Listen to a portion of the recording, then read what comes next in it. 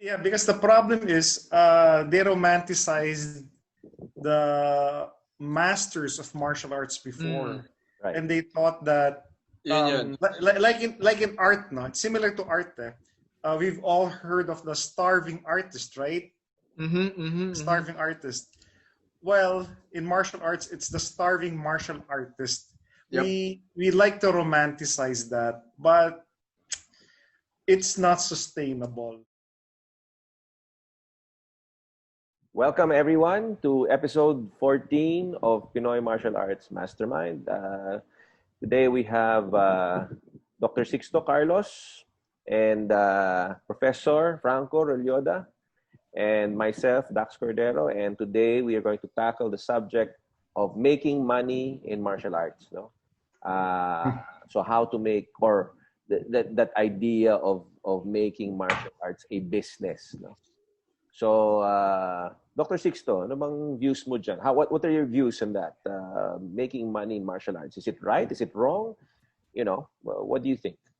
Okay, let me give you a bit of a story. When I started in martial arts, I thought it was bad. I thought it was evil. But now, no. It's a good thing to make in martial arts. But like anything, if you make money from this, you should give quality instruction.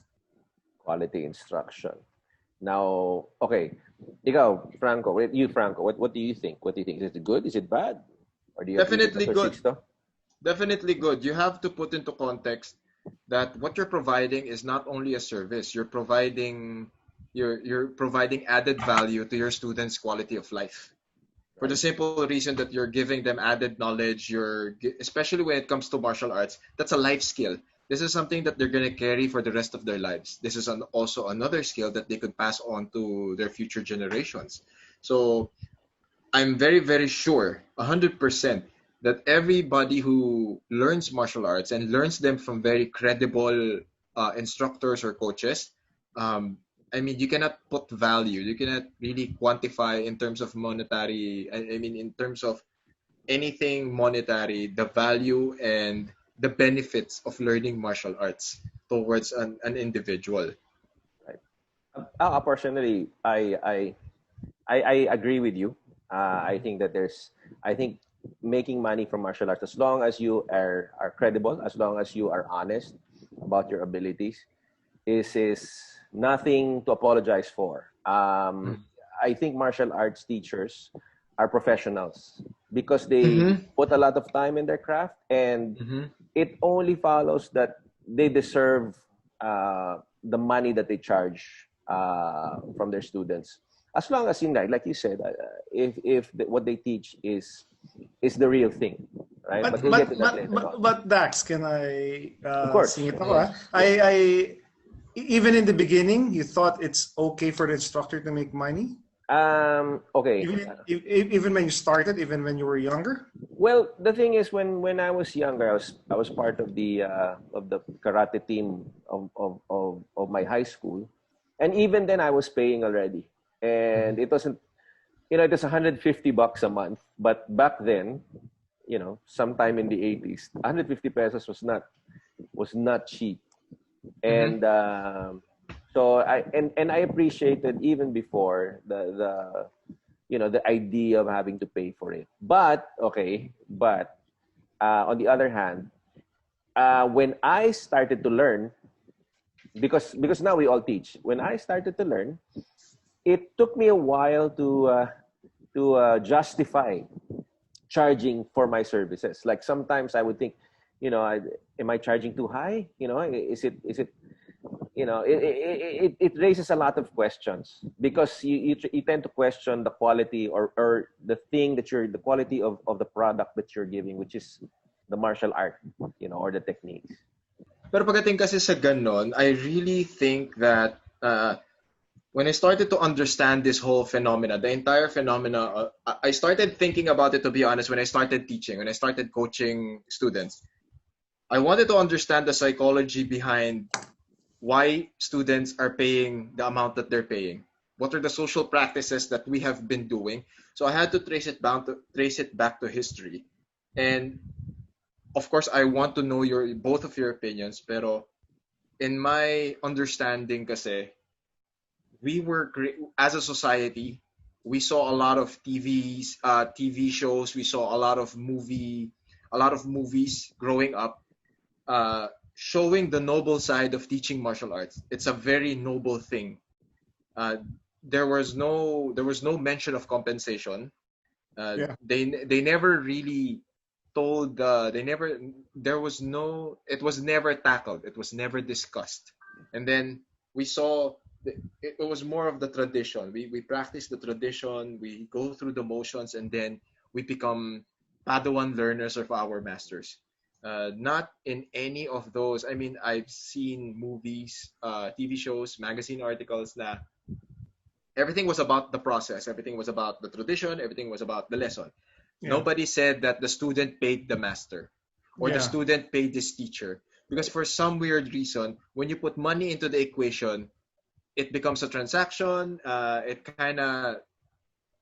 It devalues the entire thing. So that's something that I don't understand. So I think that kind of brainwashed people into thinking, and to parang it devalued learning martial arts, and at the same time, uh, it devalued the entirety of learning martial arts. Right. Na parang, okay, if I'm gonna learn from you, you should accept me, or I'm gonna work hard, you accept me, and then you train me without paying you anything. It's not my responsibility to think of how are you going to pay the rent for this space? How are you going to live? Where are you gonna get the money to eat every day? But every time I show up, you have to train me. That's the disconnect that I saw. You know, And I think it proliferated through the years until such a point wherein people thought that learning martial arts was leisure. no, yeah, It, yeah, it and was you know bracketed what? under I leisure. want to add something to that. You know, you brought up a very valid point, or very interesting point. You're talking about movies, and I think maybe 90% of the people who do martial arts were inspired by martial arts. Exactly. Now, Exactly. a perfect Karate Kid. example. Exactly. I was gonna bring that up. I was gonna bring up Karate Kid. Why? Because you were talking about, imparting your like yun, take the case of Karate Kid. For example, what was the good guys did not transfer money. See, Mr. Yeah. Miyagi and Daniel Yep. San, they did not. Yeah, he never transfer. got paid. He Who never were the got bad paid. guys? The bad guys were the Cobra Kai, who were paying. For the academy, they were paying academy Exactly. fees. Oh. So there you go. There you go. So from that point, Ang galing. Oh. yeah, exactly. This is what you're talking about, and this every other movie is like that. You know, the big. It's always the the little guy, and not being able to pay the master. You know, he'd probably clean his house or whatever. Oh, but they Against were the all big taken care club. of. Exactly, Oh. against a big club. Yeah, because the problem is they romanticized the masters of martial arts before, Right. and they thought that Yun. like in art, no, it's similar to art. We've all heard of the starving artist, right? Starving artist. Well, in martial arts, it's the starving martial artist. Yep. We like to romanticize that, but it's not sustainable. It's not sustainable. Can I tell you some of my old masters about Yeah. that? Please. A very good example is one of the best masters I know in Filipino martial arts. It was the late Tatang Ilustrisimo. When he died, they had to get a second-hand coffin for him, and when they were carrying the coffin to the place where he was supposed to be buried, the bottom gave out because it was that cheap. So Grabe! Ang sama nun. That was so bad. That was, oh my God. For an icon. Not fitting of again, an icon. he used to live in Tondo. Okay. Then another one I'd like to mention was one of my late masters also, Mang Tony Diego. He died poor because when he was teaching, he didn't even have he wouldn't tell you how much you should pay for his lessons. He would just wait for people to pay him. What happened was that's not. what happened was a rumor spread that he doesn't ask for money. So a lot of people go there and they don't pay him. So And he was okay with that. He didn't charge. actually, no. Actually, he was not okay with that. But he was No. too nice or he was too shy to ask for money. He had this certain honor, this or humility. He didn't want to ask for money. His belief was, let's just wait. So, well, again, I respect him for that, but I think it was a mistake on his part. Doc, I think yun eh. And then like this is the perfect jump off point to the next part of the kumbaga the other discoveries that I learned. When you add in that romanticization, for me that's the perfect word. That's the romanticization of martial artists and martial arts coaches, and then you add on the Filipino culture of hiya. It's nakakahiya. And then we're all about waiting, and we're all about we put a certain amount of sentiment into whatever it is that we're doing. So we think that it's a service to humanity, and we're not expecting anything in return. We're hoping, we're praying that people see the value. No, that's a word. That's a word. Hoping. Hoping that our students will see the value of what we're teaching them, and then they would reciprocate. So it's not it's not a matter of we're all hoping. Right. As martial arts coaches back then, we're hoping simply because I really believe. I've always been saying this. It's all about the hiya. It's the hiya culture of Filipinos. You know what the worst part of it? And then the lack of education on how to monetize whatever it is that you're doing. Anyway, Dax. Yeah, you know what's worse is that students are actually spoiled because they're so used to that. They're so used to the teachers here. You know what they always ask for? In my experience, they always ask for free trials. Yes. Sir, do you have any free trials? Why would? Or can we watch? Or can we watch? Or can we watch? Can we take videos while we watch? You know, these are things that are actually very unethical. You know, in my book, like don't ask somebody that. You know, you are showing secrets, you are sharing, imparting secrets, and they expect you to give it for free. So that culture is true with teachers and students. No? And I'd like to add that a lot of students actually take advantage of that. They do. Do. I know quite a few. So the dick shits. Doc, those are they take advantage because those are the gym hoppers. The gym hoppers. They will do a free trial on this gym, then the next free trial on the other gym. Open mats. Open mats. It's the same thing in Filipino martial arts, and they would say if you really love the martial arts, you wouldn't be asking for money, right? Exactly. That is the most entitling thing about students. Another line I hate is when they say, okay, sir, if you give us a free session, we will promote your martial art. We will. Yes. Oh my goodness! Shout out culture. Or if you teach me, I can bring in 5 students, or 10 students for you, or teach me for free. I'll organize a seminar for you. Yeah, I've heard that before. There are so many things. I just really believe that I think these things evolved through time. A lot of it was sustained and maintained. I mean, these are social practices. And then later on, it evolved and transcended into entitlement. So now a lot of people will always say, oh, I can see that on YouTube. I've seen a lot of videos do it. And I go then go learn in YouTube. I don't need you. I mean, I don't need you. I'm pretty sure that you will find unlimited resources out there. It's just that, people just don't see the value yet because of so much conditioning through the years. And then they all think that they deserve world-class training for free. Exactly. That's something that... I've been asked, this guy was appealing to a higher purpose. I was asked, don't you want to spread Filipino martial arts? Can you just teach it for free? I said, no. No. I said money's good. You know, the ironic part of it is that the people who are asking for lessons for free are usually the ones who make money out of it. Mhm. Yes. We'll use those lessons and sell them, and it's funny because it's so twisted. I've seen that happen with the late Tatang Ilustrisimo and with the late Mang Tony Diego. Yes, they don't get paid, but a lot of their students are making good money. Mhm. So now it's a matter of how you promote now, how you market your. So eto yun na. So I think we're gonna be at a fork or at a dilemma here. So it's partly because of the students and hugely about the instructors or the coaches back then because it was their decision not to monetize whatever it is that Yeah. they were teaching.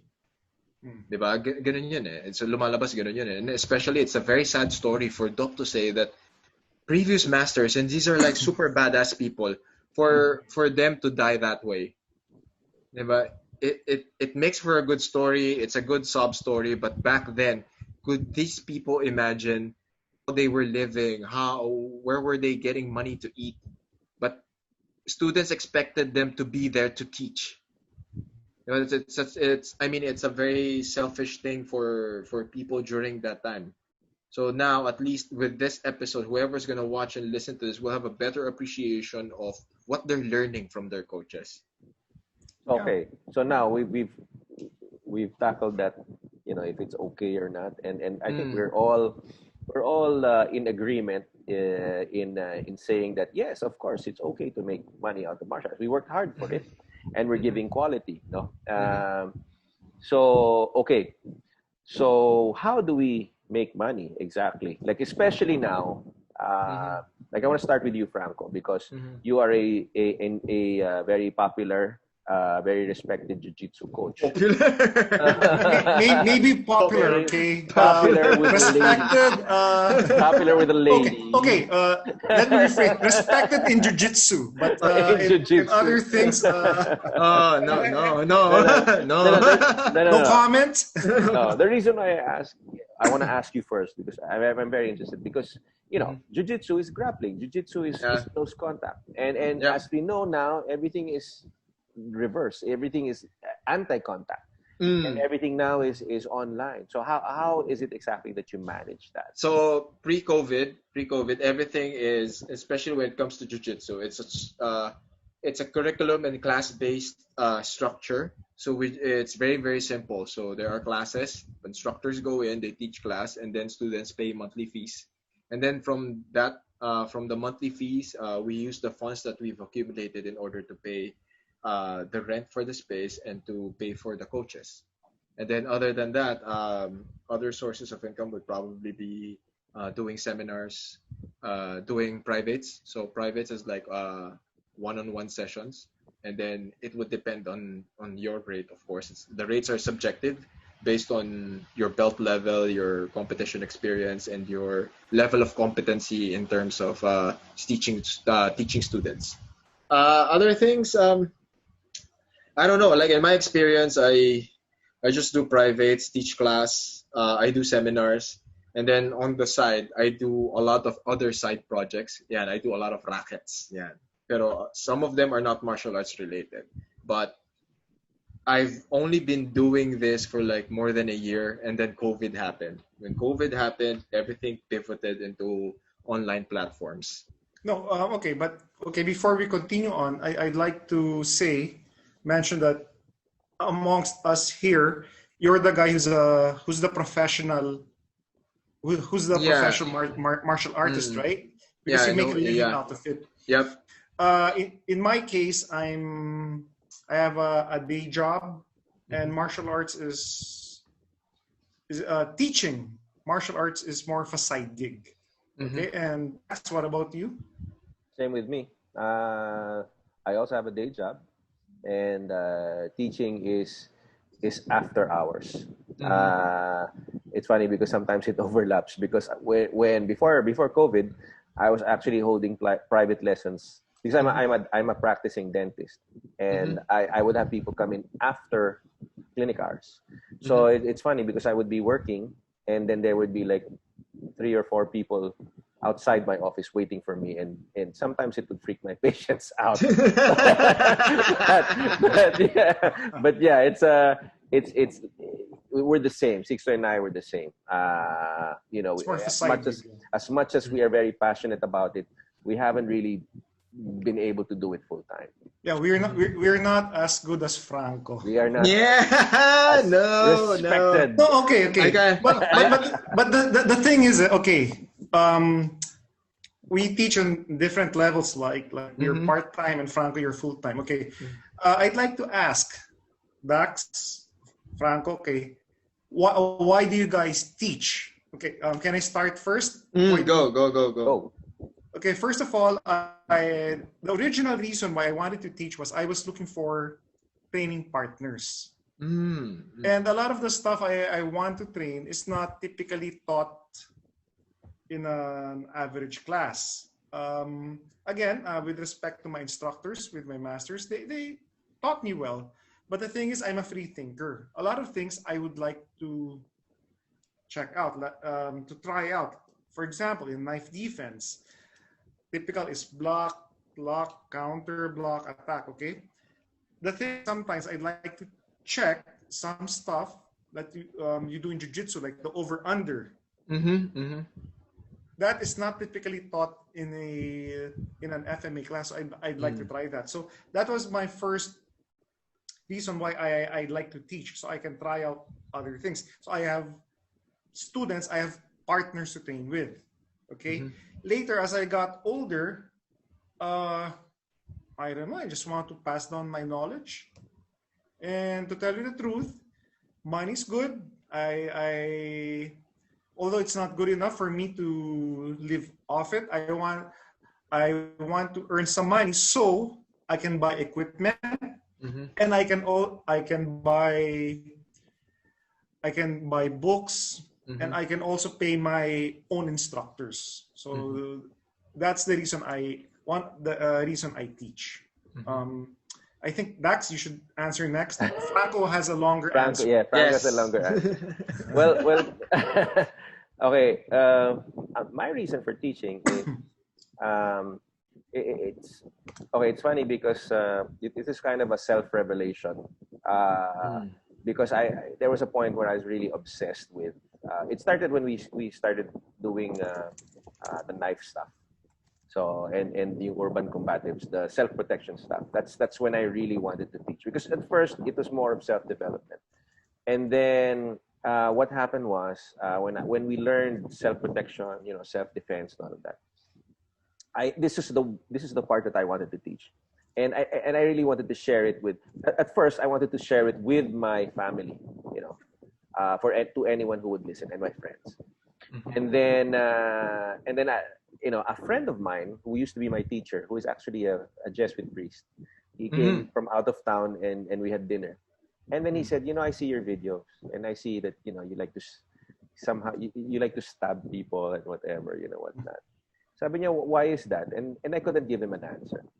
And this guy's really smart. He knows how to analyze people. And he said, tell me about it. Why is it? And when he asked me that, I wanted to know, why is it? Why do I want to teach? And then so I gave him, all these things in my head. I was telling him all these ideas. I want to do this. I want to do this. The reason why I teach is because this. And then he said, you know what? You know what you are? You're very passionate. You hate people being bullied. He said, you hate it when people are defenseless. And I think that's where the passion comes from. And then when I thought about it, that's true. Because, we all hate, deep down inside, we don't like people bullying the helpless, diba? And what we want is we want to equip these people. And so apart from that also is when I learn, I'm very anal when I learn. I write down everything. Si Sixto can attest to this. I memorize each term. I can even tell if the if the instructor is mixing up the terms, because before he was calling it this and then this, because I would write everything down. And then when I would go over my notes, I can actually share this with people, because everything is there. So that's how teaching, and for some reason also when you teach, and I think you would agree with me, when you teach you actually learn, because it makes your mind work, And also makes you more sharp. makes you more sharp. And then when you see your students do what you're teaching, you actually, me personally, I actually see my mistakes in my patients. Like when my patient, I see I get mixed up. My students, when I see them do the stuff that I teach them, and then I see that it's wrong. Okay, no, this is wrong. We can adjust this. So it's hard when you're doing it because you think that you're doing everything right. But then when you see other people doing what you're teaching, oh, you can adjust this. So it's learning and teaching and all of that.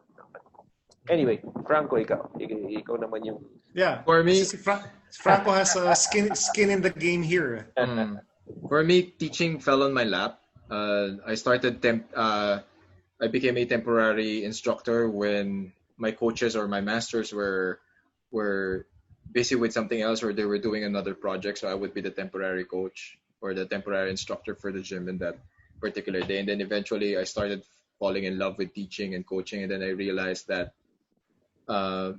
my journey in martial arts, teaching striking, grappling, and MMA eventually, that this is something that should be shared. This is something that should be shared. It should not stop with me. I should be able to pass it on to my students or to anybody who is willing to learn. And then through enough, I just fell in love with teaching and I started teaching classes. And then my fellow coaches encouraged me to handle classes more because apparently I had the knack for teaching and I was able to convey the message in a very good way. Just to add to what Dax was saying, it also made me a lot sharper. I had a better understanding of the movements and how to put them into words so that my students will understand them. Teaching taught me that. And it actually made me a better fighter, a better competitor. Because now I had to be more particular, I had to be more detail oriented simply because I was teaching. And that really helped me. Like for the longest time I also had a day job. So I finally decided, like 2019, I decided for myself, I'm gonna give teaching full-time a shot. And that for the entire year I was just going around and teaching jiu-jitsu, doing seminars, and it was so much fun. And I really felt that it was my calling. It was very, money was good, but at the same time it made me happy. I think that was more important for me. I was happy. I was happy to see that people were understanding what I was saying. They were happy that they were learning from me. And another added point to what Dax said earlier, I was happier when I saw that my students were winning tournaments. It gave me more happiness compared to when I won tournaments. When I saw my students win tournaments and the smiles on their faces, it made the entire decision, it made the entire journey totally worth it. So now we're all in quarantine, and then everything pivoted to online. So this is something I wanted to ask the two of you, kasi this was probably one of the more successful webinars I've seen. So please, like, tell me the story of how the Triple Summit came about. Like, how did you plan it? How did you? And for everyone who didn't know, Dax, Doc, and the other and people here in the Philippines and the United States and UK, ba? Tama ba? It was in the UK, diba? UK. Everyone pulled their resources together and they did a very successful 3-day seminar with the three heads of three different self-protection systems. And I shit everyone not. This is probably a logistical nightmare, but they made it happen. So for yes. So for future, So for future martial artists or martial art coaches who need to pivot to online teaching, they will tell the story on how they made it happen, so that you can do it on your own. Okay, Dax, no? Okay, I think Dax he's the one who organizes, but I'd like to say something.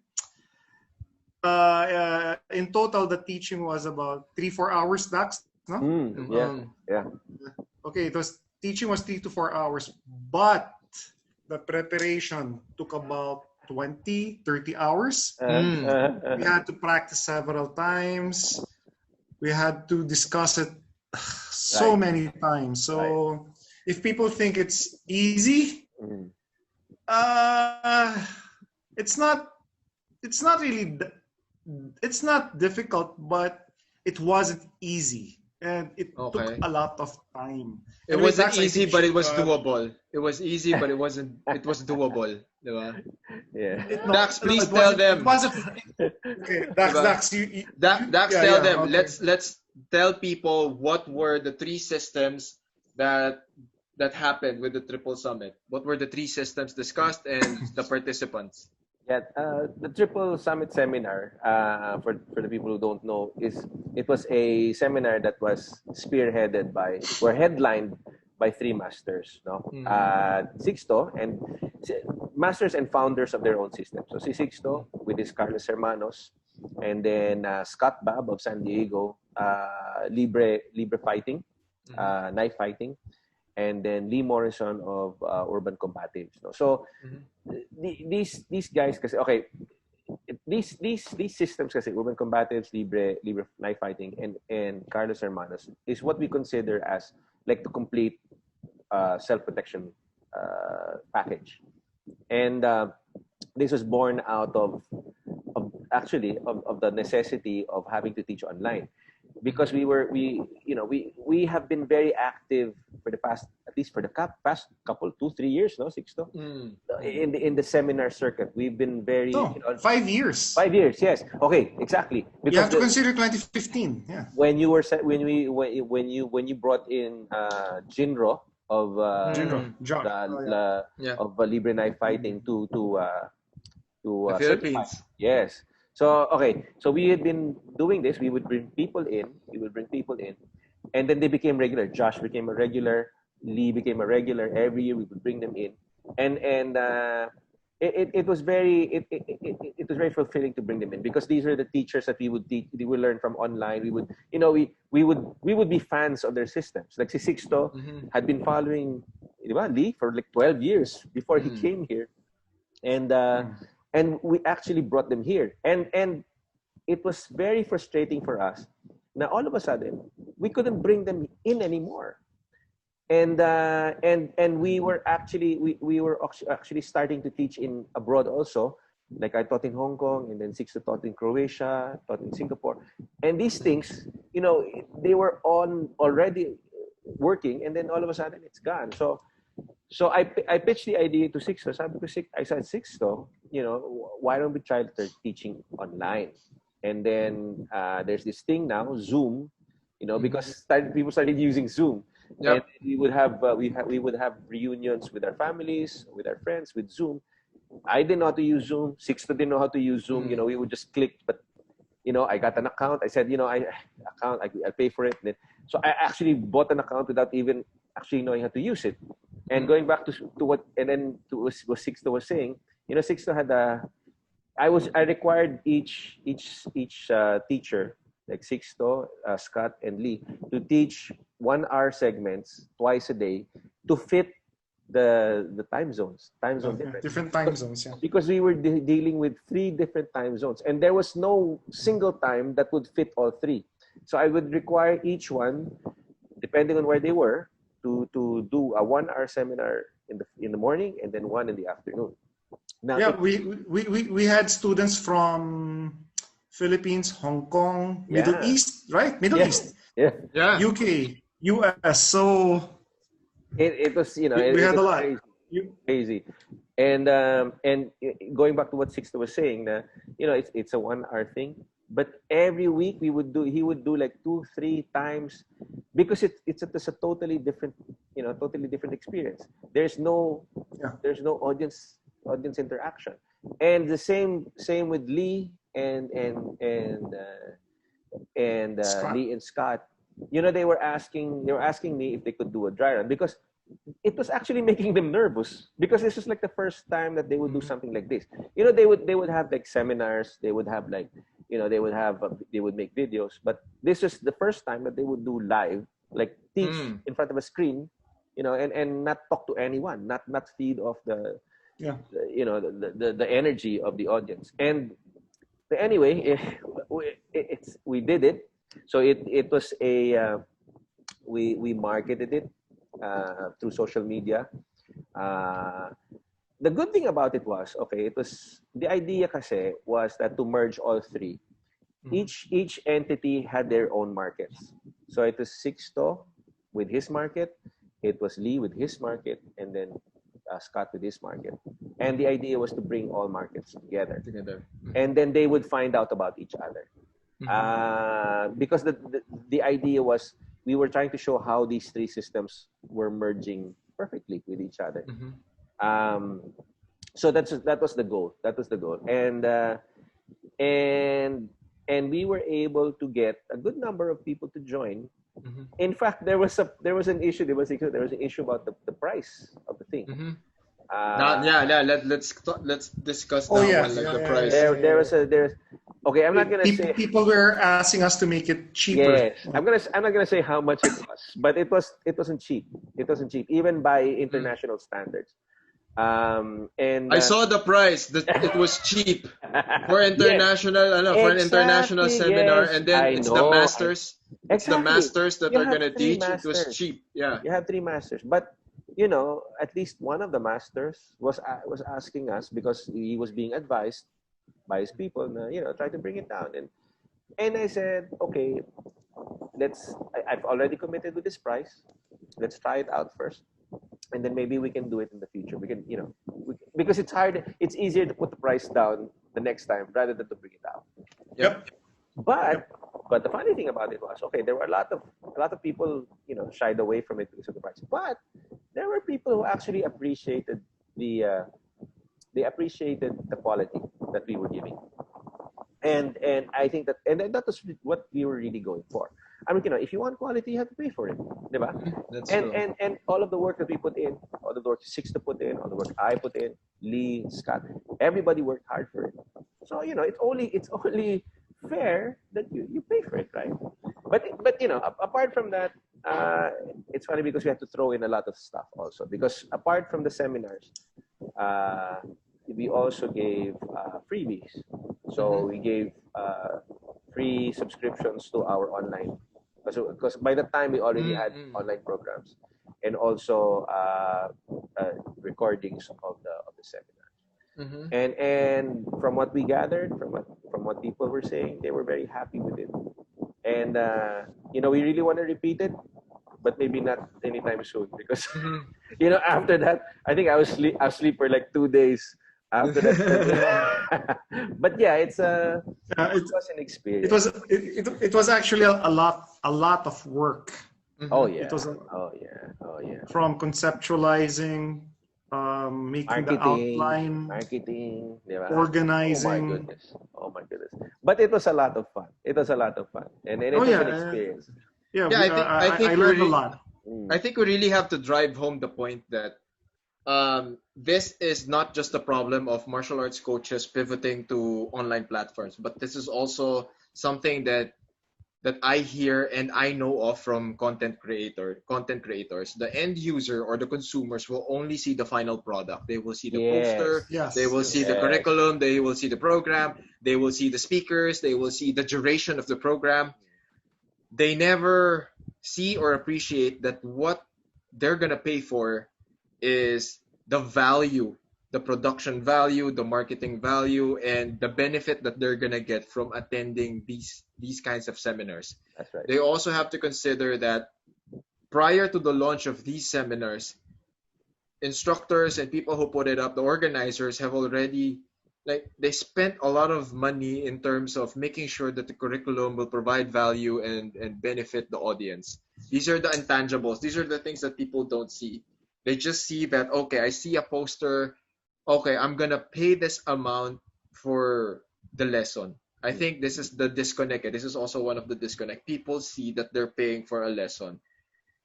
They also have to realize that they're also paying to learn something from people who are way, way better than them at this. Right. And for the example, let's take the Triple Summit this is probably one of the better examples, because this was a very, very big event in terms of doing a webinar, because you're talking about 3 different time zones. You're talking about 3 different individuals. You're talking about 3 different systems, and then you are going to mesh them together into one curriculum. So if anybody out there, okay, can do something like that in like 2 months time, please message me. I will pay you. but but Yeah. if you can't, okay, if you can't, you have no right to question the amount or the. I mean, here's the thing. I think we're gonna go back to our previous discussion. Students only see what's in front of them. They don't see the value, or I think a huge amount of why people go to seminars is because of the person who's gonna teach the seminar. Right. For me, in the jiu-jitsu and MMA community, if a world champion black belt is going to do a seminar here in the Philippines, and there have been so many black belts that went here in the Philippines, I could learn whatever it is that they're gonna teach on YouTube. I could learn it from my coaches. I could learn it from my senseis. However, I value that person. I value the person, what that person brings into the game.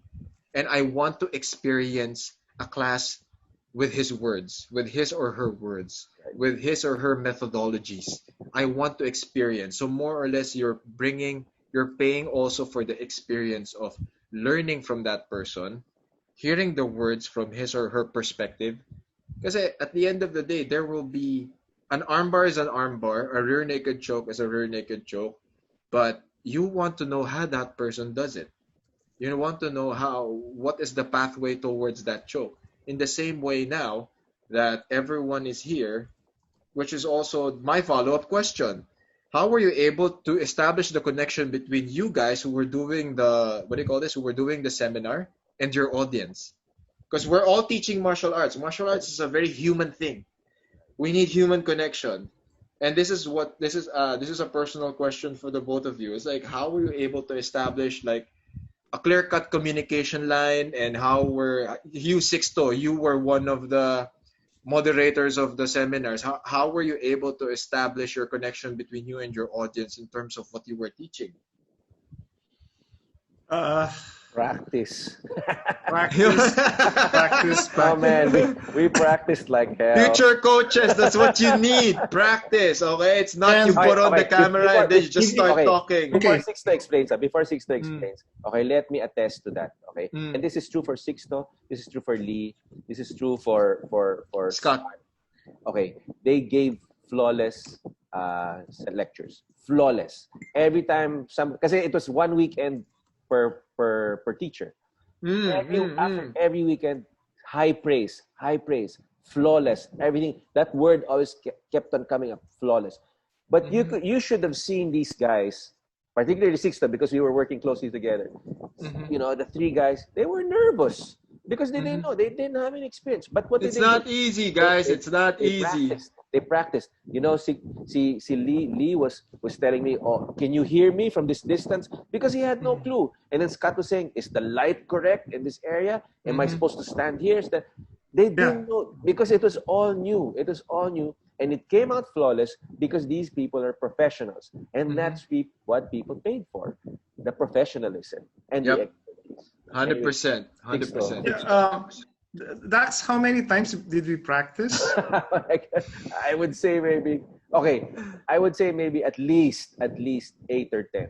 At least. Wow. 8 or 10. Wow. Okay. Wow. That was us.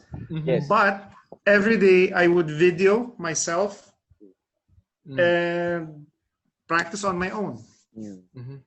So I don't know. Maybe I had 20 hours of practicing yata.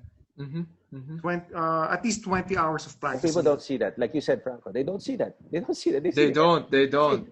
This guy's, he's taking it easy. You know, it looks easy, but it's not. It's not easy. That's why I wanted to ask that question, so that whoever's going to watch and listen to this will have a better understanding and a better idea that online coaches, whether us or any of our peers, they don't just go in front of the camera and say, "Hey guys, this is the lesson of the day, blah, blah, blah, blah, blah, blah." Everything has to be planned out, especially now that everyone is doing their thing online. You have to be mindful of your audience's time, your personal time, and then you have to make sure that you compress everything in that particular session. That's why if there's one takeaway from this episode, it's that there's more preparation actually. For me, I don't know about you guys, but for me, it takes more preparation now. Because you can't make anything up. The moment there's dead air, voila. The moment there's dead air, your audience feels it. they will know, and That's then they true. will Agree. I agree. they will notice it, and then that's where small doubts start kicking in. So for everyone to say that it was a flawless seminar, it Mm. simply means that you put in more than 30 hours into practice. Mm. Yeah, Okay. more or less. Yeah, Yeah. about. Well, adding to that, and moving on to a different subject, no, kasi yun nga, Mm. you talked about the effort that we place in our craft and all of that. Mm. What ikaw, Franco, Mm. what are the pressures that you face as an instructor? What sets you apart from, you think, or at Oh least man. what is the effort that you put in? What exactly? Because I'm sure there are, you're not the only jiu-jitsu Oh instructor. yeah, yeah, yeah, yeah. So what is it that you have to do to keep your edge? You know. That is something that I tell myself every day. When I have moments to talk to myself, I always ask this question: what makes you different? What makes you different from the next guy who can teach the same thing? And it's my daily reminder. Every time before I go to the gym, I always have a conversation with myself. And I always tell myself that I have to be better every day. I have to. I have to be better because I have to make sure that my students learn something this day. I have to be able to use the right words. I have to be able to use the right moment to convey the message. And most important of all, I have to make sure that they understand what I'm saying. The moment I see that my words are put into action, then I did my job. So I have to repeat the same process the following day, only better. So now when it comes to the daily pressures of being a coach, it's being more detail oriented. You have to be ready for questions from your students, and you have to prove yourself. Right. And proving yourself takes so many facets. Number one is, again, yun, ulitin ko yun, you should be able to answer the questions of your students. Here comes authenticity as well. If you don't know the answer, just tell them don't know the answer. I'm pretty sure Doc Sixto has so many stories of people compensating and making up shit because they don't know the answer. Me, it shows my sincerity and humility. If I don't know the answer, I'll tell my students I don't know the answer right now, but let's go figure it out. Next is I take it upon myself to compete. If there's a competition, I have to compete because competition makes me a better teacher. I don't know about other guys, but for me, competition makes me a better teacher. It exposes me to myself as to what level am I in and what are the other things that I have to learn. And if I lose a tournament, I'm going to use those lessons and share them with my students so that it doesn't happen to them. Other things is I have to be at the top of my game. How can I be a good coach or a teacher if I'm unhealthy? If I'm a fat fuck, if I'm obese, if I cannot run, if I cannot swim, if I cannot ito rin yun. Most important of all, I have to spar with my students. Any good instructor has, whenever they can, in as much as they can, they have to spar their students. Again, this is just me. There are a lot of coaches out there, whether in jiu-jitsu and MMA or any other martial arts, they think they're the shit. They don't spar with their students anymore. Me, as long as my body can take it, I will spar with my students because it forms that connection between student and teacher. Oh, ako, to expound on that, your last point, you have to spar with your students. I Mm. totally agree. Because what happens, especially in Filipino martial arts, is that the masters or the teachers, they don't like to spar with their students Mm. because it's like there's Master always na daw this, eh. because they're masters, you're not worthy. Okay, but Very I masters. know, I bet you these people are just afraid, these masters. Okay, I'm Mhm. sorry. I'm sorry, masters, whoever you are. Sorry na lang kung masaktan kayo. But, okay, the reason why they don't want to spar is because they don't want to lose. Okay? Yes. They don't want to lose. Now, okay, is there anyone who actually loses in a sparring match? It's a sparring match. It's a drill. Okay? Okay. It's in fact, if somebody beats you at sparring, if your student beats you finally in sparring, then you should be happy because Yes, actually 100%. you molded this person into the fighter that he is or she is. Diba? It's like saying, okay, going back to I like going back to the Manny Pacquiao Freddie Roach Mm-hmm. analogy. Do you think that Freddie Roach can beat up Manny Pacquiao? No way. No. No way. He's gonna die, right? But Mm-hmm. he remains to be the teacher. And they're not gonna spar. Okay, I guess that's a bad analogy that in Mm. that sense. But okay, it's a given that you will lose, but it doesn't make you any less of a teacher. Mm-hmm. Okay, because everybody wants to hang on to this master label. Yes, yes. You know, Even I would always ask Doc that question, and I'm doing my best to understand this. So before we bring it to Doc, I just like plus lang na add-on question. It's like I do not understand what's with FMA guys in terms of there's more verbal sparring than actual sparring. Then I don't understand why are there's too many FMA instructors who are too fat. I mean, I don't get it. You say you're a badass, you're danger. It's always I'm dangerous, but for sure, if I snatch your cell phone, I'm gonna run 10 flights of stairs. You won't catch me. before Sixto answers, okay, Mm-hmm. again adding to that, a friend of mine recently, I think just yesterday, sent me a video of this FMA, clip, Mm. and I think they were promoting their lessons, and it was like, Yes. I'm sorry for lack of, forgive my French, but it was a load of crap, and he knew because he's trying to piss me off, Mm-hmm. and I go, I just have one question every time, one question: Mm-hmm. can you fucking fight? Yes. My only question. You can be the best twirler, Mm-hmm. the best, really look really fast, but can you fucking fight? Mm-hmm. Anyway, Sixto, before I Uh, pop a vein. Paano ba? Well, for one, again, they don't. A lot of them don't really fight. A lot in FMA, a lot of Mm-hmm. instructors are drill masters. They just do a lot of Oh, okay, don't okay, fight. okay. That's one. Another one is they're scared to fight. That's it. Yun nga, Doc, eh. That's what I don't understand. That's what I don't understand. Why is it an ego thing? Is it a pride thing? Oh, because when they lose students, they lose money. Ah, I was in a demo before, and I was there, and I didn't like one of the guys there, and I said I'm gonna fucking beat this guy up, okay? mm, Then somebody beside me, what? You want to fight? We don't fight here. what? Then I said, this is martial arts. Aren't we supposed to be fighting? But of course, I didn't argue. Well, he was also fat.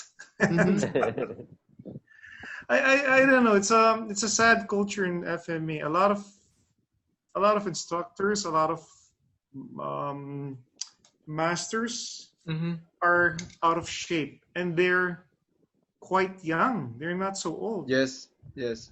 To tell you frankly, when the guys who taught me, like Tatang, he was 70, 80. No, I met him, he was 80, and he was quite fit. He was still Yeah, strong. when Sixto showed me footages and photos and training videos of the legends, they weren't fat. They had big forearms. Yes, They were Magtoni had big lean. forearms. They Yeah. were lean. They were training topless. He showed me a video of I think that was Tatang or Mang Tony. It's like Yeah.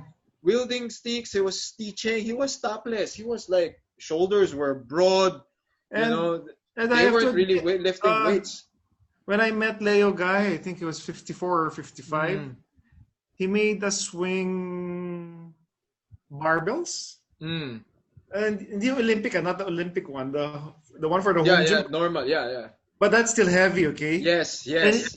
And he was swinging that. So when he did that, we had to follow him. So I don't know. I'm used to that. So, but a lot of instructors now, and a lot of them are quite young, 30s, 40s. They're out of shape. So I think so sila na lang, Doc. I think we can classify them as the the practitioners that got rank and just started just teaching, and then they hide behind the rank. I think these Yeah, are yeah. the people that hide behind the rank. Because I think we were discussing this earlier off camera. Mm. The problem with a lot of martial artists, why they don't make money in martial arts in their craft, is because they're martial artists first, then businessmen second, Mm. right? Right. A lot of FMA guys are businessmen first First. And then martial arts. and martial artists Good second. point. When I Yeah. went to Europe, I met quite a lot of people there. Uh, Actually, not only there, I saw a lot of places. Some guys, one of them, Dax knows. My God, they suck. They can't fight, but they're making money. So in their case, they're businessmen first and martial artists second. Mm. I think there has to be a balance between the Yep. two. Yep. Uh, I don't know. Actually, I envy them because they make a living out of this, but they suck. Yeah. So I think that's the key. There has to be balance wherein if you're a martial artist, you should not stop there. If you're teaching, it doesn't stop there. If you want to make this part of your living, or if you want this to be your main source of income, you should be able to accept the fact that you don't know shit about business and learn the business aspect of Yeah. teaching. Because I think the really good ones, that's what they did. This is one of those off-camera topics that we were discussing prior to recording. Because I was baffled that a lot of the people that I know who are really, really good don't really have the business acumen to set up anything compared to, like, for example, if you go to United States and Singapore and Australia, most black belts, by the time you get to brown belt even, you can start teaching jiu-jitsu classes. You can make it your living. And then when you get to black belt, you can open your own school. A lot of them, like for example, a lot of my friends set up schools in Australia, in Singapore, in Hong Kong. They have more than 100 to 200 students. Wow. These are regular paying students. The biggest academy I know in Australia has 400 students. Wow. So when I asked why, they said they made sure that the instructors delegated tasks, and then number two, they took time off training and teaching to learn the business side of things. Yeah.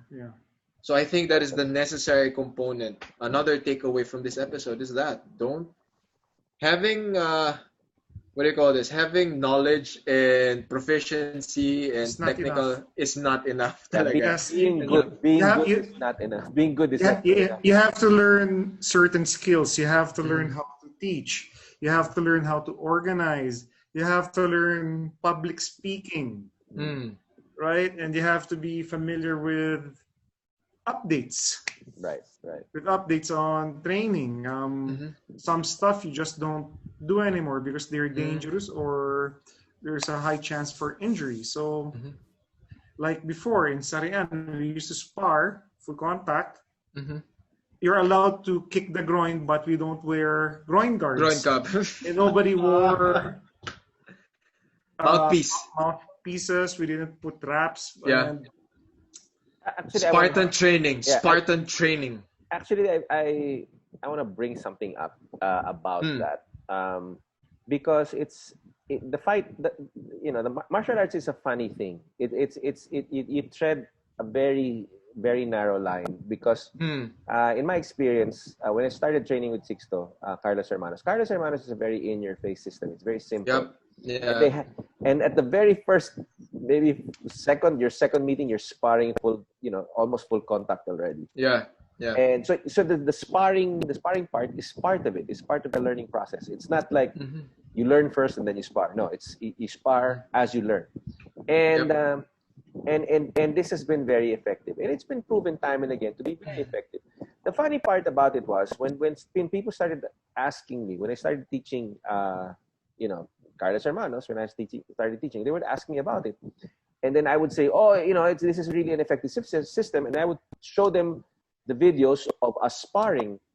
And the effect of that was actually the reverse. They would, oh my goodness, that looks like it hurts. I don't want to do that. And they end up doing something else, something Yeah. more fancy, something more But aesthetic, I guess. Because I guess it's funny because when you put out these videos of us bashing each other's heads, the market for that, the people who actually want to fight, eh, they don't want to pay also. So Yeah. they don't That's so or who weird. cannot Yes, who I can't agree. I or who agree. cannot pay. So you have the white collar martial artists who say, "Oh my God, that's scary." And then you have the real, "Oh, I want to try that, but can you give me a free seminar first?" I think it's And, because the people who can pay have more to lose. yeah, yeah. but the thing is, Jiu-Jitsu has handled that dilemma very well. Yes. Because Yes. I think Yes. originally Jiu-Jitsu was designed to fight other Yep. systems, right? Yep. And And jiu-jitsu is not cheap, huh? It's not cheap. Yeah, no, it's not cheap. It's not cheap. yes, it is expensive. Expensive. Um, But in terms of compared to our Asian neighbors, jiu-jitsu in the Philippines is very cheap. but again, anyway, yes, but it's still Yeah, it's the expensive key is by it's expensive. expensive by compared to other No, martial arts. and anyway, going back to that, Jiu-Jitsu has handled it well. Mm. Um, like before, why were people attracted to Jiu-Jitsu? It was because of the UFC, right? Yep. And Jiu-Jitsu has been able to balance it well. Mhm. People who want to fight that way are attracted to it, but Yep. the teaching methodology, now Jiu-Jitsu is very safe. That Yes. right? Anyway, Franco, I think Yeah. you're in a better I mean, position. I mean, just to add to that point, it's simply the methodology of teaching jiu-jitsu. It's doing our best to explain to students that this is a sport in a martial art wherein you can go 100% without getting injured. For the simple reason that if you've had enough, you can just tap. And when you tap, everything stops. So you Okay. prevent breakage, you prevent further injuries, you prevent damage. Yeah, And then at the same time, there are a lot of things in place during class to make sure that everyone's safety is the number one priority. I think the key word that you mentioned here is methodology, Mm. because it's lacking in a lot of systems. And I will be one of the first persons to admit it, because like in Carlos Hermanos, it was designed for backyard training. Mm. It's not really designed, di ba, Dax? It's designed for backyard training. Yeah. It's not really designed to For a teach class. 100 Yeah. mass training, right? No, it's difficult. Or at least we haven't designed it yet for that. Mm. Jiu-jitsu, on the other hand, or even other karate systems, Yeah. taekwondo systems, they're very good with that. The methodology of teaching a lot of people at the same time. I think it's the class structure and the curriculum. When you have a standard to follow, it's easier. I mean, it gives a better picture. And then ako naman, for the benefit of who's gonna watch and listen, uh, how long have we been teaching, and what was the point, or what year, or what level were we in before we started thinking and actually charging people Oh, to? okay. I'd like to add to that. Mm. Okay. In the Philippines, when you have a kickboxing or boxing class, it's the trainer and the student, right? Yes. Pack. It's one-on-one. So the trainer gets paid 100 pesos for 1 hour, 2 hours. That's the tip. I attended this training in the States when I went there. They're very good. They're very organized. It's partner training. It was a karate kickboxing class. Mhm. You have a partner. So one trainer is able to teach about 20 students. Mhm. They have a very good teaching system. Even the Muay Thai classes here, they're all one-on-one. Yep. Trainer, student. I guess in States, my brother trained us in the Citadiong gym in Boston. He told me it's rare for you to train with a trainer, with an instructor. You normally train with your classmates. Yes. So again, the Americans are very good when it comes to how to organize a martial arts class. Yep. We can learn a lot from them. Definitely. And I think the moment you want someone to hold pads for you, that is considered a private lesson, so you have to pay more. Pay extra, yes. Mm. Here, to tell you the truth, all kickboxing and boxing classes are actually privates. Yep. That's right. That's true. That's why a lot of Filipinos are spoiled. Yes, that's why when they train in other countries, they're surprised. Mm-hmm. If you want a private, a one-on-one trade, that's so expensive. Yeah, it's like $120 to $150 for a boxing private. Like you get one coach to like do everything that local coaches here do to you at a cheaper rate. It's actually, anyway, I think we haven't discussed yet on. We focused a lot on the online teaching. Okay, so guys, so how do you teach martial arts? Again, in my case, I'm more of a backyard teacher. Again, because I'd like to keep my schedule flexible. I don't want to teach after dinner. I can't teach in the morning because I work maybe late afternoon. That's when I teach. I teach in seminars and sometimes online. Kayo, how do you guys teach? More or less, I practice the same thing, Doc. I have a particular block time for online classes. So it's all about building the habit with your students that are at this particular time. Like for example, 6 p.m. or 8 p.m. These are the time slots that we're gonna train. So it's whoever attends joins the class. We keep that schedule consistent. Yeah, but so now but you, building the habit. No, but again, pre-COVID or after the pandemic, this is gonna end sometime soon. Okay. I'm not sure soon but it's gonna end. It's gonna end. So again, you teach in the class, right? Yeah, classroom though.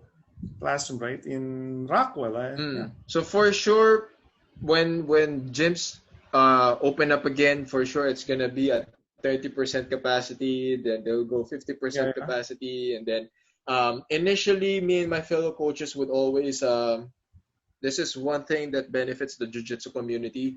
We're a very close knit family, like vibe community, that it's easier to communicate, or it's easier to have a conversation with your students and your teammates. So it's easier to contact trace. Like it's easier to have that conversation with people and say, okay, where did you go?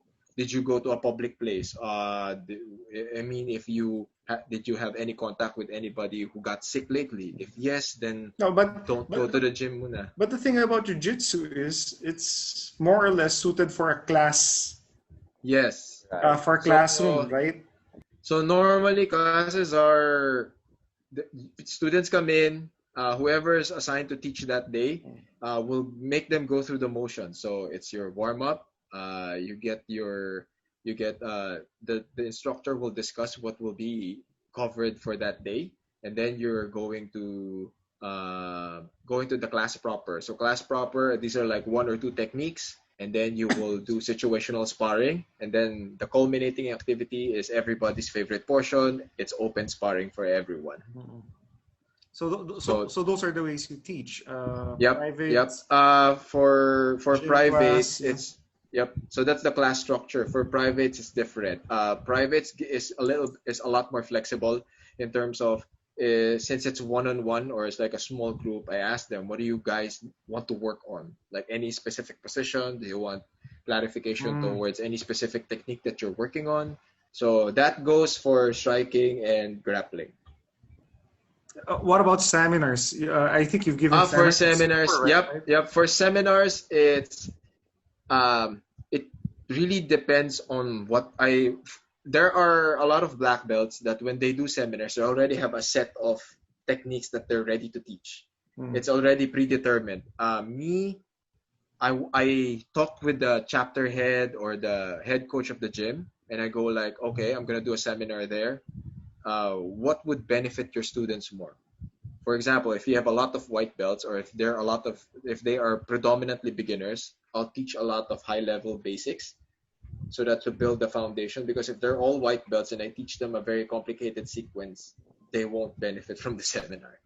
So a lot of back and forth communication between myself and the coach. I always ask them, what are you guys working on, and what do you think are the techniques? You know your students best, so what do you think are the techniques that they need in order to get better faster? So Okay. from there that's from their feedback. That's where I structure what I'm gonna teach in that particular seminar. You Dax. How do I teach? Yeah. Mm. Well, the thing about it is what we, you know, everything I teach, I learn from you, Sixto. No? So Mm. I basically teach Carlos Hermanos Arnis, Mm-hmm. and then Libre Fighting, and then, of course, yung Urban Combatives. No? But the thing is, it's not, the things that we teach is not, they're not as mainstream as Jiu-Jitsu. Because Jiu-Jitsu is very popular because of UFC, you know, so is boxing but the thing is that the things that we teach are not, it's a very niche kind of martial art, no? All three. And it's actually very hard to find people who are interested and who are willing to learn.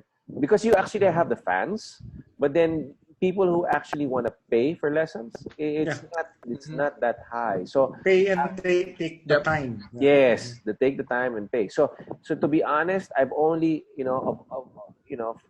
since I started teaching these things, the most that I've had in a class would probably be 5 people, and that probably happened like just a few times. Most of the time, it's 2 people, 1 people, 3 people, one person, and what I do is I just do it by appointment. I don't even have a regular schedule. I tried doing a regular schedule, but then when I started doing that, people would come. Sometimes they'd come, sometimes they won't.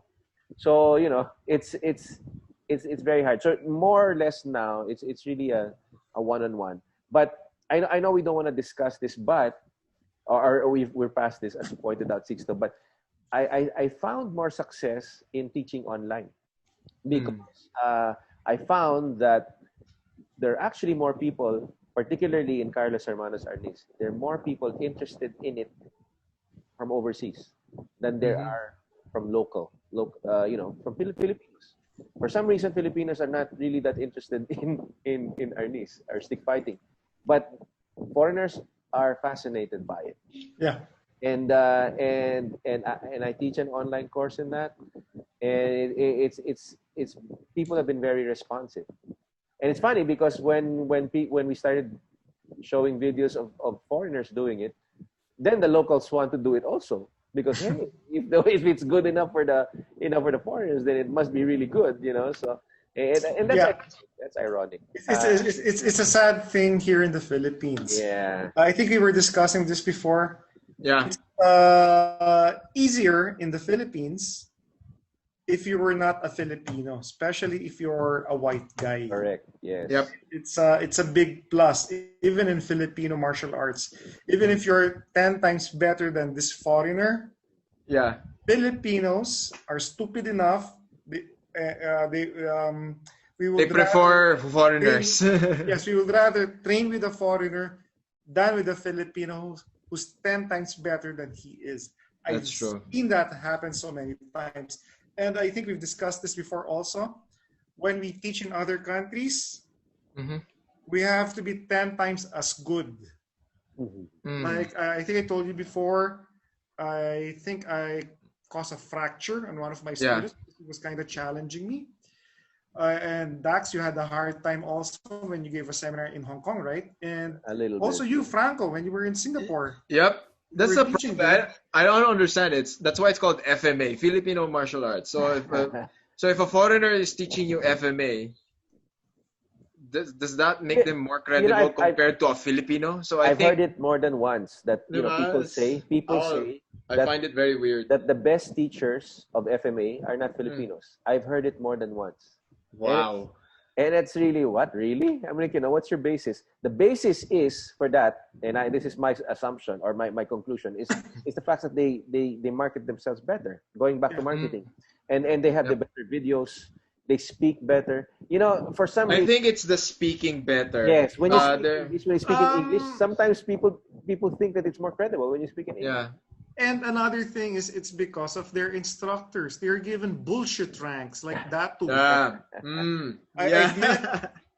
I've met this instructor from the States and he's a datu. What's that? Right? Filipinos, we know what a datu is. It's royalty. It's royalty, and his instructor gave him that rank.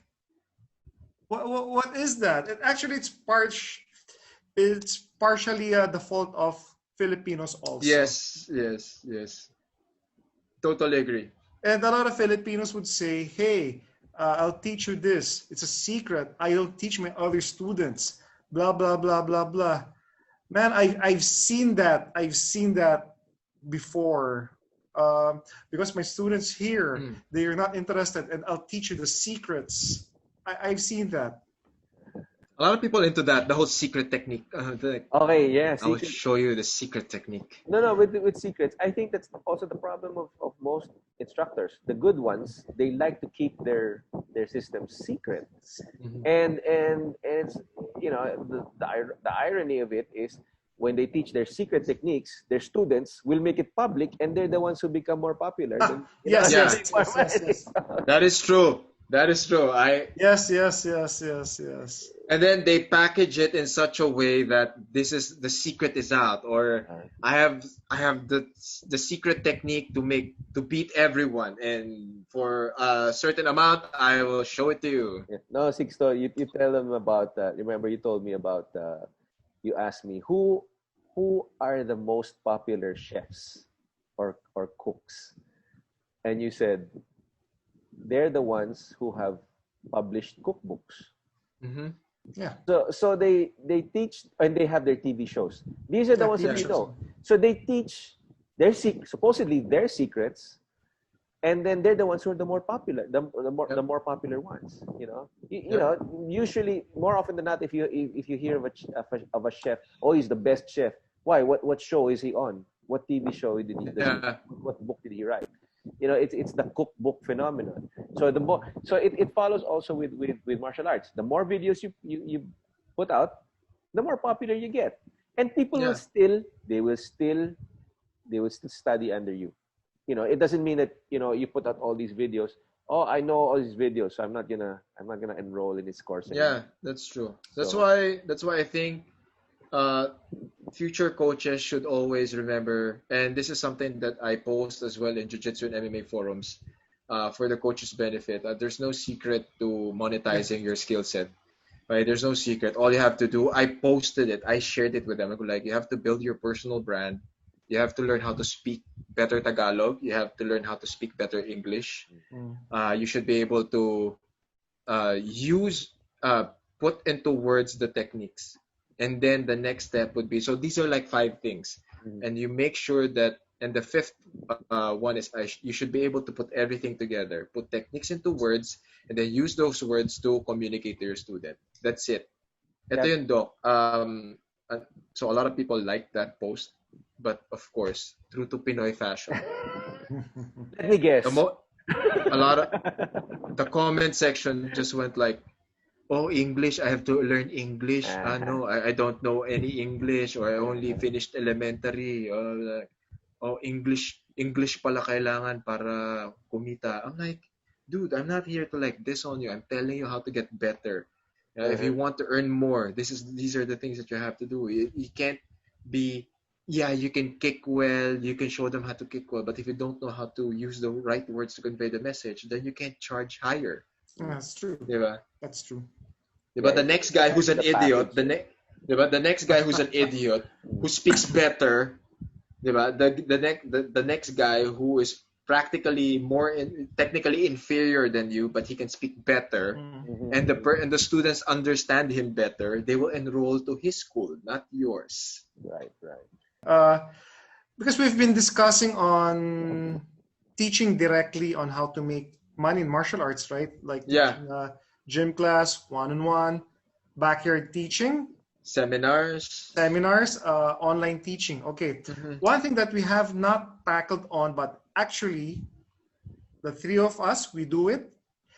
What are the other ways of making money in martial arts? For example, in my case, I've been a judge before.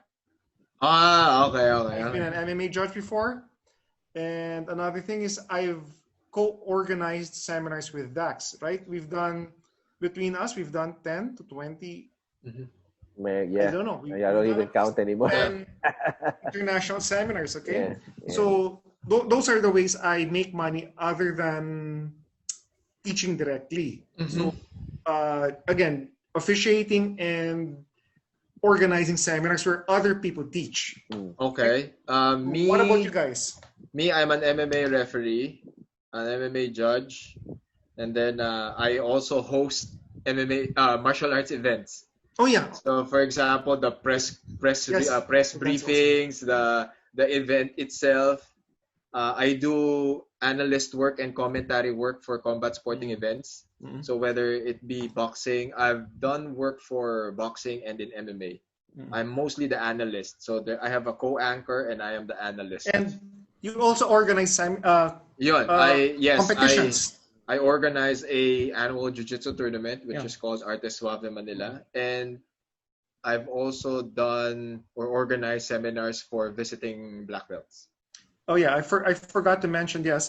Similarly, we organize duelo and tournaments. and night tournaments. Okay. Yeah. And ako naman, me, it's mostly the gigs that me and Sixto we do, like when we bring in experts from abroad, when we organize seminars, because locally also. Locally.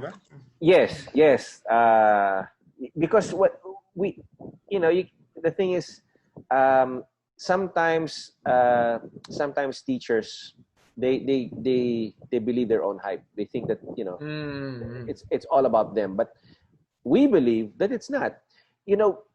As like for example, Sixto, as good as he is for as men for the vast knowledge that he has, he accepts that he doesn't know everything. So he's not afraid to bring in people. So he tells me, Dax, yes, you think we can bring in this guy? Dax, do you think we can make a seminar for this guy?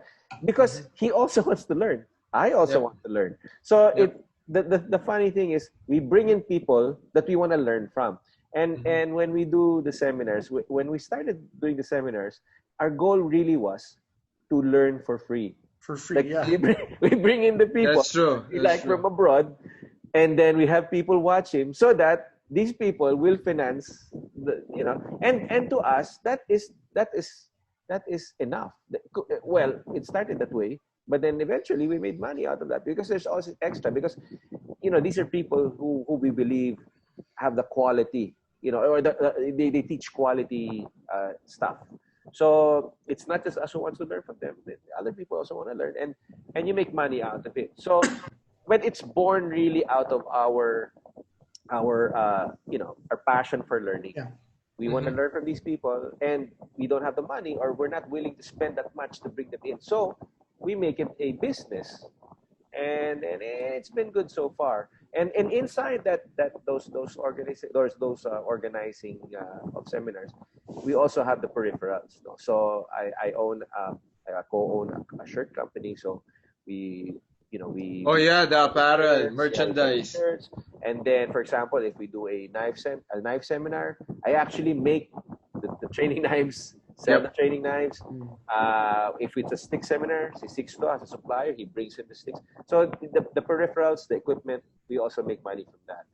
And and hopefully when all this blows over, we can go back to that again, because it's been good. And then also, I think people need it. Like any other skill, I'm sure you guys will agree. It's it's a different skill set. Yeah. Organizing events. Yes. Organizing seminars, selling equipment, selling peripherals. It's a different skill set. And people think that it's easy. It's all. People think it's easy. People come up to me and they say, oh wow, you made so much money. Oh wow, you just sat there and you just talked to the guy. No, it's not. And I said, why I'm making this money is because you're not, and not you, because you're not willing to do the things that I've been doing. When we bought in Lee Morrison the first time, I was driving. I came from work. Okay, straight from work. I went to the house. I because we with his visit, we were planning. Diba, so we were planning to have him vacation in Batangas in Yeah. my parents' house in Batangas. And so when after work, I went straight to the house. I brought in these mattresses. I had these water jugs. I had everything. I packed everything. It took me like 2 days to get everything organized. And then the next day, so I was gonna, and then after that, I went straight to the airport, which is like 2 hours away, 2.5 hours away from my house. The airport, because I had to pick them up. And then because the next day would be their seminar. And then I had this guy call me, giving me suggestions on how to improve the seminar that we Wow. Wow. and I was just like, no, no, no. What the I just said no. hell? I just said no. Wow. And then it's funny because he thought na, oh, yeah, well, you His can, input is important. yes. It's like he's, I've already thought of that 100 times and it's a no. So anyway, Yeah, or in organizing seminars for other instructors, coaches to come here, a lot of things wrong can happen. Remember one of the urban combatives guys when he went to Hong Kong and there were a lot of demonstrations there. yeah. They had to cancel the seminar right then, and he had to leave Hong Kong in a few hours Wow. after arriving. Yeah. So you can lose a lot. That's why me and Dax, when we organize seminars, we have a fallback in case we don't make money from this, blah blah blah. Or if there are too few students, like the Illustrisimo seminar we organized, right? We were so scared. We thought we were not going to make money from that. Yeah. It's not. Actually, you'll be even with events, Franco.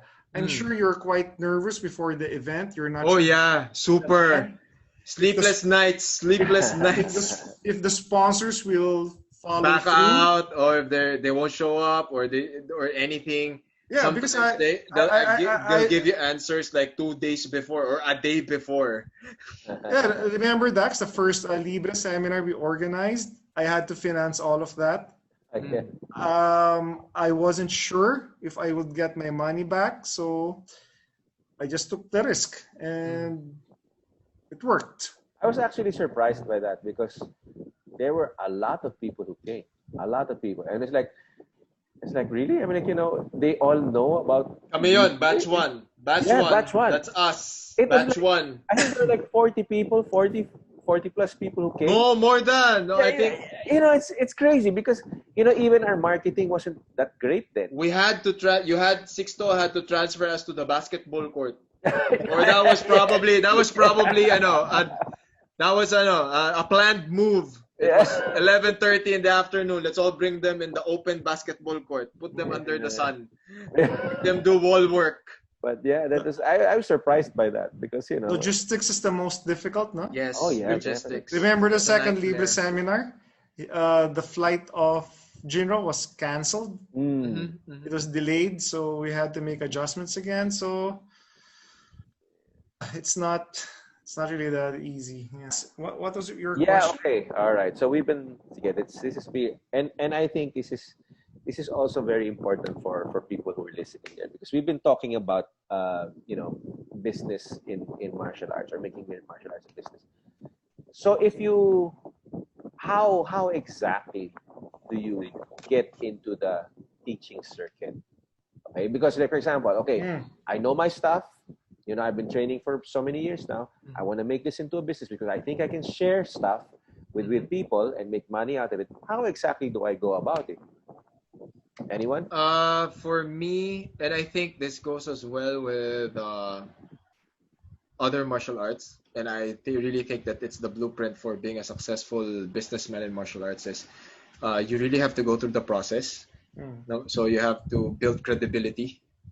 You have to build your credibility, reputation, call it what you want. But for you to be known or get known, you have to put yourself out there. Right. You have to put yourself out there, especially if you want to make this a career. You really have to put yourself out there. It's very risky, but at the end of the day, if you're successful, it's going to bring you more success.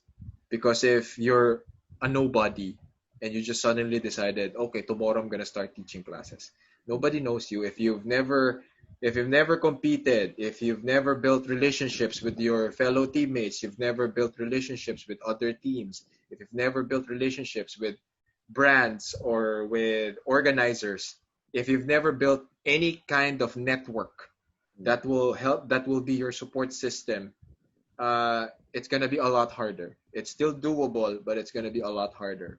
The thing about martial arts is it's a very human thing. It's a very, yun nga, again, it's a very human thing. Personal relationships matter here. So if you're the asshole in the community, I don't expect to make it a business. So build rapport, make friends, build a network, and then these are the components. Okay, these are the components that will help you in the future. That's it. Oh, that's how I did it. That's how I did Okay. it. For me, learn from others. Mm-hmm. Again, like this is typical in a lot of martial arts classes. Um, assist your instructor for free. Mm-hmm. When there's let's say a seminar or an event, volunteer. So you know how to do things. Don't expect to get paid, but you will learn a lot. So again, for me, be an understudy. Be an understudy, be an apprentice. For me, that's one of the best ways to learn the craft. Mm-hmm.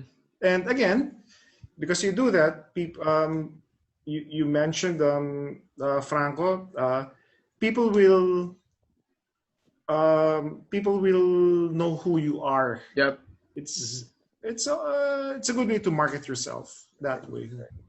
Yeah, I agree. And apart from that, also is I think when people start when they want to teach, they get too wrapped up in self promotion. Like for example, oh, the Dax Cordero method of who the heck is Dax Cordero? Like, you know, I think you have to. I think there has to be if for you to be successful, at least in the beginning, you have to promote what it is that you're teaching, and you have to be a good example of it. Like Ikaw, Franco, you talked about the deaf tech community. Mm-hmm. You know, I see your pictures. You know, your posts, and it's not the of course it's you. But then it's always wanted. Those are wanted posts. Wanted. It's not. Oh, this is the Franco style of Franco style. It's not. It's about what you teach, and people see that with Sixto. In fact, the way Sixto teaches us, because he likes us all to teach, because he tells us that when you teach, you learn. That's where I got it from, and it's true. I've learned a lot of my own personal learnings was from teaching, and he emphasizes not putting your name there. Like for example, Libre. Whenever I would post something, I say Sixto will teach. No, don't write Sixto. You write Libre. You write Carlos Hermanos. You write. It's about the system, because people will be attracted to the system. Unless you're really, really a superstar, and like for example, if you're the level of Sixto and Morrison and Scott Bob, when you say Scott Bob, yeah, people go. But if you're starting, who the hell are you, right? I mean, you be a good example, or be a good ambassador for the system that you're teaching, and I think that's a good start. So anyway, this was a very, very, I would say, informative. I think this is one of our most informative. Yes, more informative and insightful. Yes. It's one of our more serious discussions. Yes. It's serious because it's about money. It's about money. Because money's hard now, and especially now. Yeah. Especially now. If you have something to teach it, and bring it out there. It's like what Professor Franco said. Put yourself out there. Don't be afraid. Try it out. Diba? There's no harm. The worst thing that can happen is no one will listen to you. Yep. But but the thing is, if no one listens to you, at least you get in practice, right? That's true. Everyone starts at point zero. Point zero. Everyone's a beginner at some point. At some point. True, Yeah. true. Yeah. Okay. So anyway, thank you so much, everyone, for listening. And hopefully we'll catch you again next time. So peace. And make sure you subscribe to this channel and like this video. There's a playlist, and make sure that you watch and listen to all of them. The FMA Bandits channel is interviewing and having conversations with amazing people who are like super impactful in the world of martial arts. So you get to hear it from them first. So make sure, and I know it's a lot, so you can listen to it in increments. I know the episodes are more than an hour, so listen to it in increments. I personally love the episodes with Doc Arvin Sese, Slavin, the Triple Marco. Summit. Yeah, Yep, the Triple Summit episode that was with Scott and Lee Morrison. Yeah. These are amazing episodes. So again, subscribe to this channel and like this video. That's it. Okay. See you next time. Bye-bye, guys. Peace.